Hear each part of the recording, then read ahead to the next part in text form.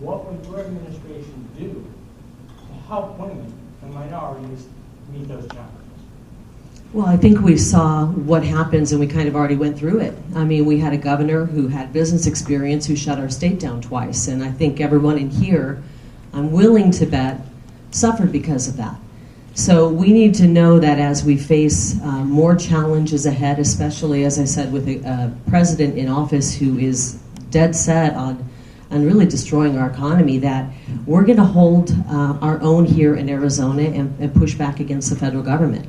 Inflation is moving to a point where it's going to become hyperinflation. The US dollar is being crashed by Joe Biden. They're printing out money. So we are going to face very big challenges ahead. We're already feeling them now. It's going to get worse by, I believe, election time. We've got empty store shelves. We've got supply chain issues. So we're going to have to really come together as Arizonans and fight through that. My plans call for reshoring manufacturing from China. We have to start bringing things back to Arizona, bring manufacturing back to Arizona. And I've got a plan, it's on my website, kerrylake.com, and how we can reshore manufacturing from China. We've shipped out all of our companies. It was a generation ago that the political elite sold us out and started shipping companies out to China. And we need to bring those back. And Arizona is a prime spot to do that. I think if we start building our economy that way, and that way we make sure that when we hit the skids, when we hit another downturn, we're ready for it. We're manufacturing things here. And we know that our governor made some errors, I believe, and I think everyone in here would agree when he shut the state down twice. And it really affected small businesses, and a lot of them were women-owned businesses. I will never, as governor, shut your business down. If we face another downturn, if we face difficult times, I will level with the people of Arizona, tell them what the issues are, and I will let you decide how you want to run your business, how you best see fit to run your family, how you best see fit to manage your own medical concerns, and you get to decide. It's not the government's place to tell you how to run your business, how to run your family, and how to handle your health. Thank you. Thank you. So this to me is about leadership.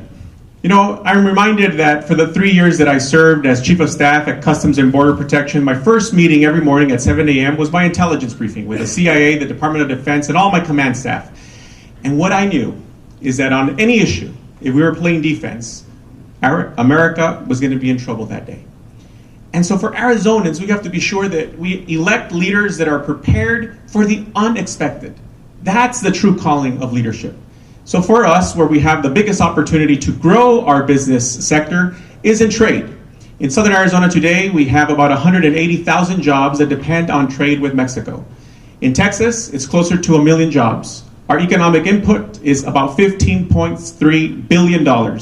In Texas, it's closer to $100 billion. So what we have to do is we have to think about the next 10, 15 years. And our biggest competitor is Texas. We should be closer to about 300,000 jobs, about $30 billion in trade. But because of our old infrastructure at the Nogales, at the San Luis, and at the Douglas ports of entry, we just cannot compete. So we do have to think about how we're going to look and to attract companies that are looking to come back and close that supply chain so that they can get closer to our American consumers. That's where we have the biggest challenge, and that's where we have the biggest opportunity. We need someone that understands it, has lived it, has done it, and is prepared to lead on day one on our issues of trade. That also requires an investment in education. We cannot believe that we're going to compete against states in the Southwest if we continue to be 49th in educational investment. The opportunities that we are missing every single day, I see them at our project in Mesa at the Skybridge Airport. As we compete for companies, they look towards all the states around, they bring in their executives, and we are missing so many job opportunities because they go elsewhere where they value education more than we do here in Arizona. Thank you. Thank you. Kennedy Neal. So, my wife is a woman business owner. She is a minority woman business owner. She's Latina. My daughter, she helps my wife run the business. She ships equipment all over the United States of America. So I can relate to women-owned businesses because my business with my wife is a woman-owned business. So I understand the needs of women. I work with women daily. and they're great because they do have, in many cases, better ideas than I do. I'm a very hard worker, I'm a go-getter, but I've assembled the right family, the right team, and we built a great set of businesses, and we've done very well. And I'll tell you what I didn't do during the pandemic is I didn't listen to a thing Doug Ducey said. Nobody shut me down. Nobody wore a mask in my business. If you wanted to walk in my business with a mask, that was totally fine by me. Didn't bother me a bit. But here's the thing. I nozzle shotcrete, and I had to do a job for the Diamondback Rocky Stadium. I had to nozzle some shotcrete into the ceiling for some plumbing that we had to spray some fire retardant shotcrete up above.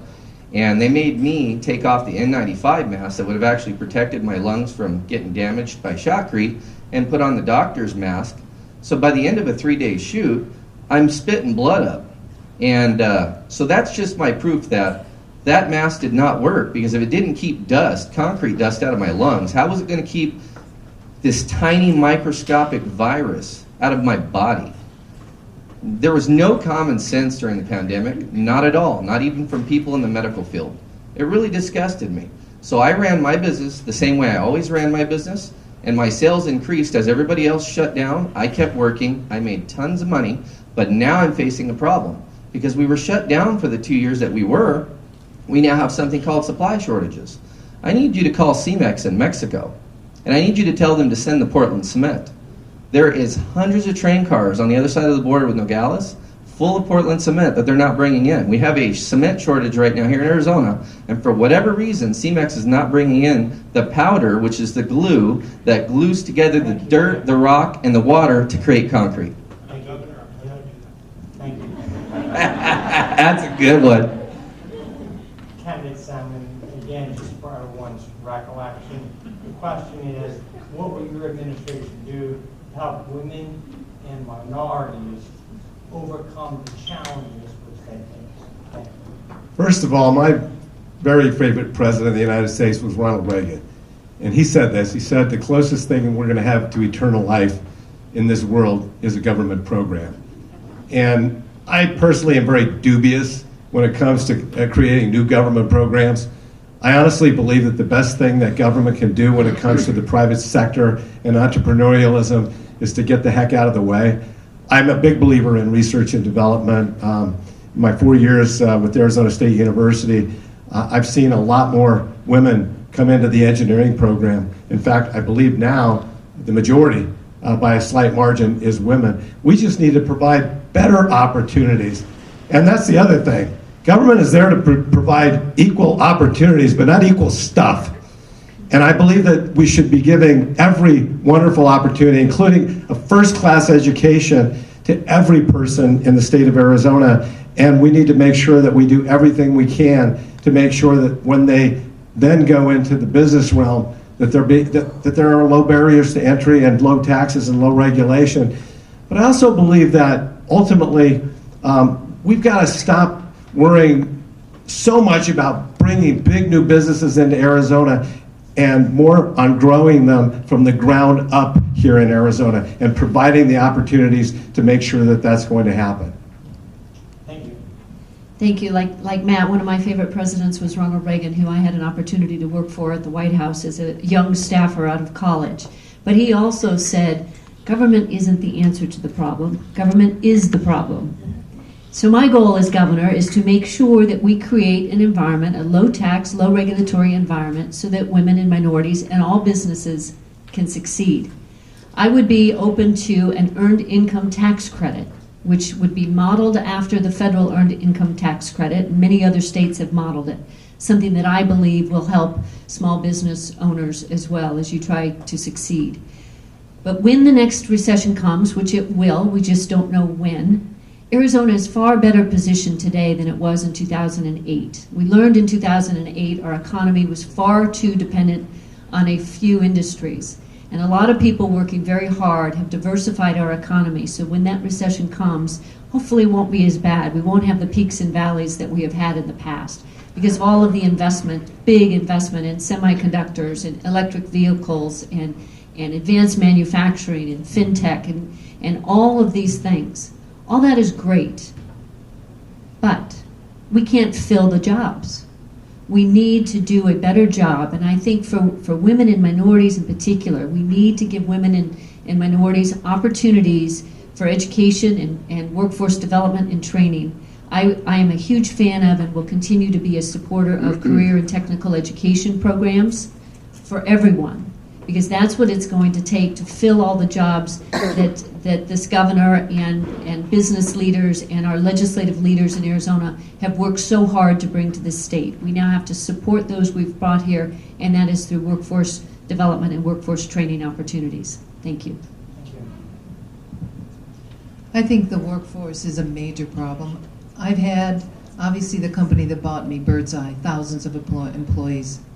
Talk to the CFO. What's your biggest problem? He says, talk to the slaughterhouses. You want to know our problem? We can't get the people.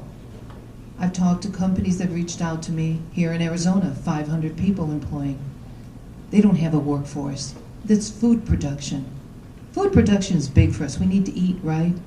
We're not short of cows or pigs or chickens. We're short of processing. We've got to look how we're going to bring a workforce in. We did that in 1950 and 60 when my family came. They brought the Europeans in. They did it the right way. We need to change the statute of immigration, not this flow that's coming in, this invasion, and they're putting them everywhere and giving them everything. No, they have to come here with conditions. They want to work, there's jobs. You know, someone said to me, I was in an interview this morning, he says, well, you're taking jobs away from our kids.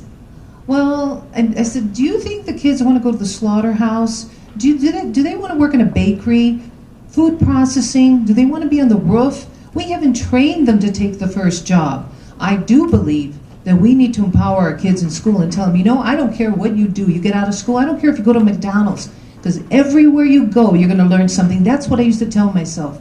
I worked at a paint store when I was 16. I was the best cashier, best on inventory. You know what? I learned with how they were running their business. I said, you look at their business and you learn. That's the first step. The first step takes you to the second and the third. And you know what? Opportunity is going to come to you. And how do you help a businesswoman? Businesswoman, I think it's very difficult to get financing. I didn't get financing till I was 12, 14 years in the business.